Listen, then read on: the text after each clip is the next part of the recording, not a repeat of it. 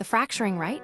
Inside the war at Heritage and beyond, the American conservative movement is undergoing a brutal internal reckoning, with factions openly clashing over ideology, leadership, and the very future of the right.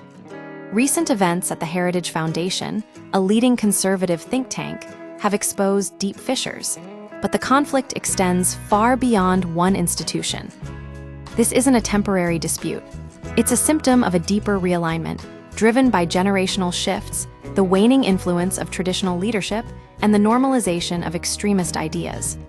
The breaking point: Carlson, Fuentes, and the fallout. The immediate catalyst was Tucker Carlson's decision to platform Nick Fuentes, a notorious anti-Semite, on his podcast. The backlash was swift and severe, pitting Carlson's defenders, including Heritage President Kevin Roberts, against critics within the organization and beyond. Chris DeMuth, a prominent Heritage scholar, resigned in protest, and internal dissent erupted in a leaked staff meeting where multiple employees demanded Roberts's resignation. This incident wasn't isolated. Similar tensions have surfaced at other right-wing institutions, such as the Intercollegiate Studies Institute, where board members resigned over what they perceived as a drift toward extremism. The debate isn't simply about preserving traditional conservatism. It's about defining what comes next after the Trump era, and the old guard no longer has the power to enforce boundaries. The rot within Heritage, a culture of extremism behind the public clashes, a disturbing internal culture has taken root at Heritage. A well-placed source within the organization, speaking on condition of anonymity, described a climate where extremist views are openly tolerated, if not actively encouraged. The source, who praised Roberts personally, warned that a rot has set in, with younger staff members pushing dangerous ideas unchecked. The allegations include racist and misogynistic comments made behind closed doors, including derogatory language about Black employees and the suggestion that women's suffrage ruined American society. Even more concerning, the organization has retained employees with openly bigoted views, such as E.J. Antoni, whose past racist and homophobic tweets were uncovered after his nomination to a government position.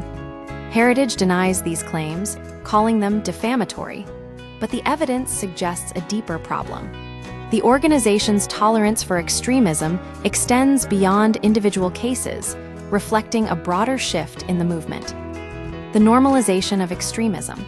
The private becomes public. For years, extremist views have circulated in private conservative spaces, shielded from public scrutiny.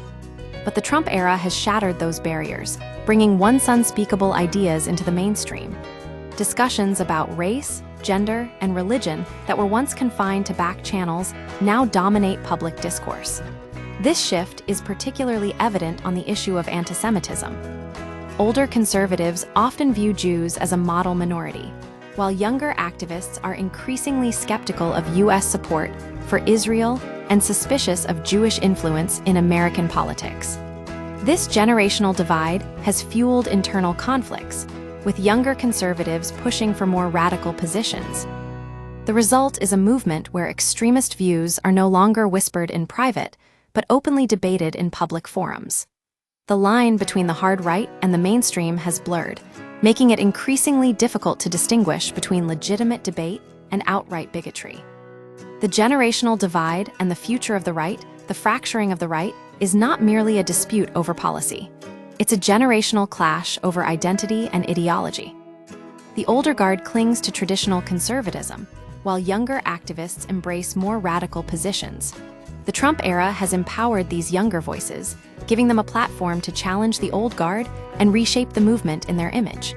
This realignment is not without its consequences.